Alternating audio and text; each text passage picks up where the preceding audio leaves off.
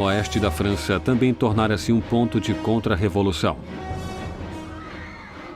Rebeldes e padres foram amarrados juntos e colocados em barcos que eram afundados sem piedade. Mais de 100.000 pessoas foram mortas somente em Vendéia. Em Paris, a guilhotina desce cada vez mais.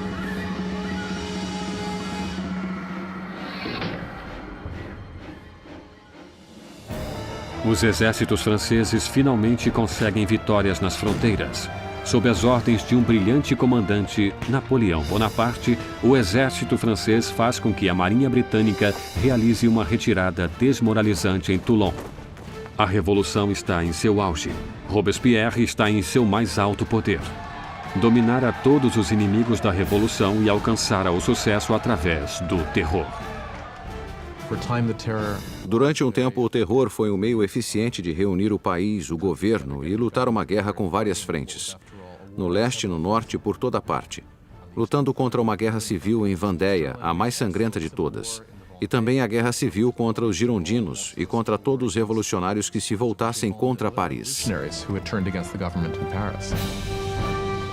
O terror atingiu sua meta, mas não parou. E não pararia até devorar o homem que o criara, Maximilien Robespierre.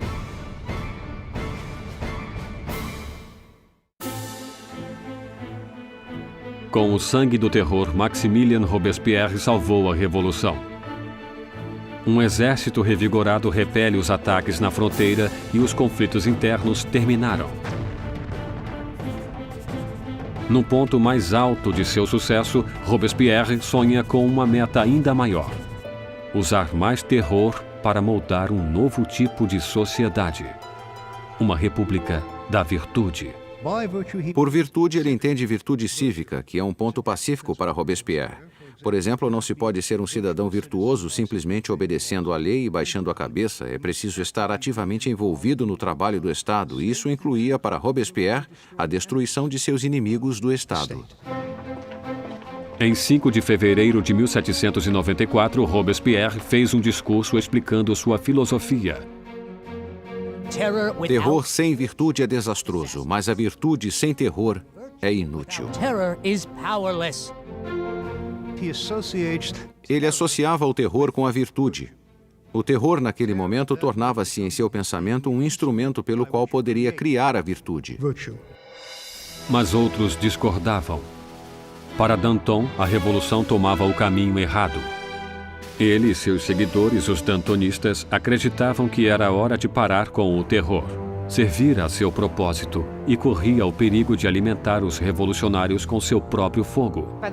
Na primavera de 1794, as coisas começavam a melhorar. A situação do alimento não era tão ruim e o esforço para a guerra melhorava. Danton dizia basicamente que era preciso tomar um caminho novo para o governo, que precisavam chegar a um tipo de normalização. Robespierre acreditava que ainda era cedo. Danton começaria a organizar um grupo para discutir que deveriam terminar com o terror. Robespierre vê isso como uma ameaça direta ao governo, não como uma diferença de opinião sobre a direção de uma política, e sim como uma traição em potencial. E na República de Virtude de Robespierre, só existia uma resposta para a traição. Os dantonistas são presos e rapidamente sentenciados à morte. Robespierre mandou milhares de pessoas para o cadafalso, mas não está tranquilo com aquelas execuções sangrentas. Não atende os pedidos dos seus antigos amigos e aliados. Quando se encaminha para a lâmina, Danton grita: Meu único arrependimento é ir antes daquele rato, Robespierre.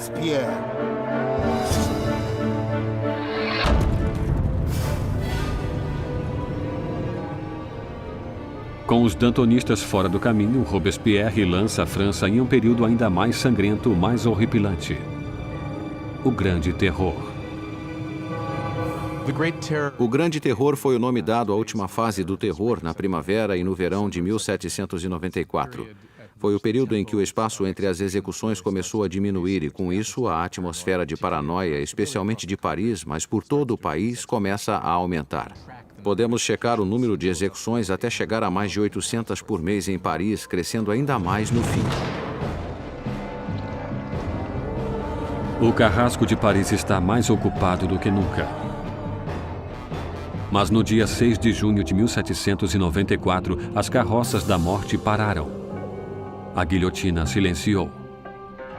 Robespierre declarou um novo feriado religioso, o Festival do Ser Supremo. Queria substituir o antigo Deus católico por um novo, a deusa da razão. Robespierre nunca foi um ateu, nunca apoiou políticas ateias, julgava que as pessoas precisavam acreditar em uma divindade e ajudou a criar esse culto chamado Culto do Ser Supremo, com um quadro extraordinário em Paris. Em junho de 1794, havia coros de pessoas vestidas de branco cantando uma espécie de montanha de papel machê que foi construída no centro de Paris. E no momento crítico da cerimônia, Robespierre emergia no topo dessa montanha, vestido com uma toga e caminhando para o povo. Estou certo de que nesse momento muita gente pensou, o que ele está pensando? Que é Deus? Que é o rei? Quando o Grande Terror fugiu ao controle, os colegas de Robespierre viram o Festival do Ser Supremo como sua saída do mundo da realidade. Muitos pensaram que Robespierre chegara a uma posição tão extrema e fora da razão que não teria volta, que seu fanatismo o enlouquecera, que estava maluco.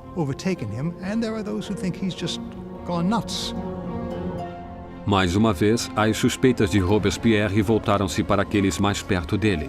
Em 27 de junho, agora 9 do Thermidor, ele apareceu na convenção e fez um discurso cheio de ameaças. Seria seu último discurso. Robespierre cometeu um erro tático. Anunciou que tinha uma nova lista de inimigos, mas não a entregou. Portanto, todos tiveram medo de estar nela. E quando voltou no dia seguinte para entregar a lista, foi preso antes que pudesse falar. Um coro inesperado de vozes gritava fora Robespierre. Ele ficou chocado e em silêncio. Os representantes declararam-no um inimigo e removeram-no da convenção. Robespierre e vários de seus associados foram levados para a prefeitura, onde foram vigiados a noite inteira. Pela manhã, ouviram-se gritos. Os guardas correram para o segundo andar.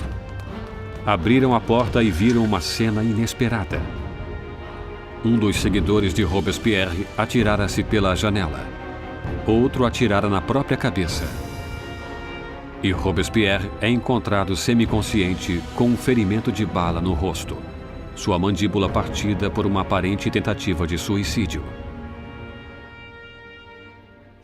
Robespierre passa suas últimas horas sobre a mesa do Comitê de Segurança Pública, na mesma sala onde espalhara o terror até seu final sangrento.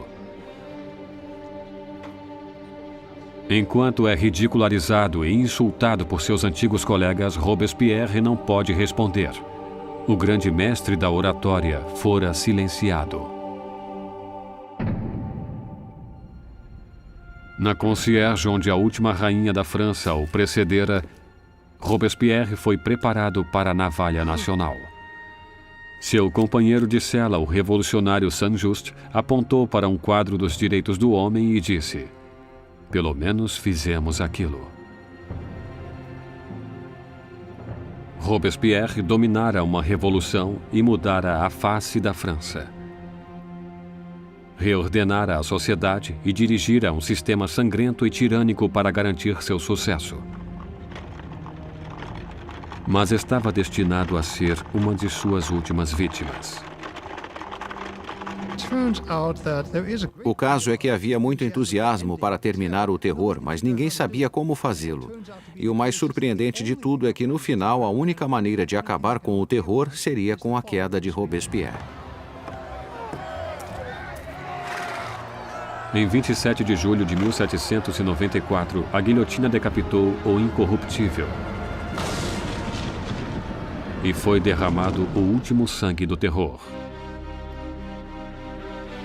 O terror morre com Robespierre, mas a revolução não. Os direitos do homem, a democracia, a nova república, os resultados da revolução sobreviveriam aos próprios revolucionários. A França entraria em um período de incertezas, congelada entre o medo de outro terror ou pior ainda, um retorno à opressiva monarquia que o precedera. Depois de 5 anos instáveis, o poder novamente é consolidado nas mãos de um único homem: Napoleão Bonaparte. Os historiadores discordam sobre o fim da Revolução.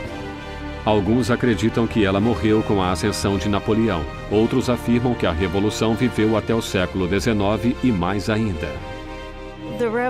A Revolução foi o primeiro modelo definitivo em que um povo tomou seu destino com suas próprias mãos. A ideia, os antigos súditos, os que estavam em melhor posição, ou a monarquia mais gloriosa da Europa pudesse definitivamente reviver sua história, foi algo com resultados incríveis. A Revolução destruiu a parte fútil da Europa e mudou para sempre o curso da civilização ocidental.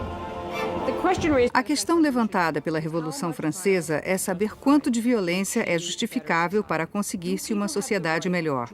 O povo teria o direito de destruir o que julgava ser um sistema injusto para substituí-lo pelo que estava convencido fosse mais justo.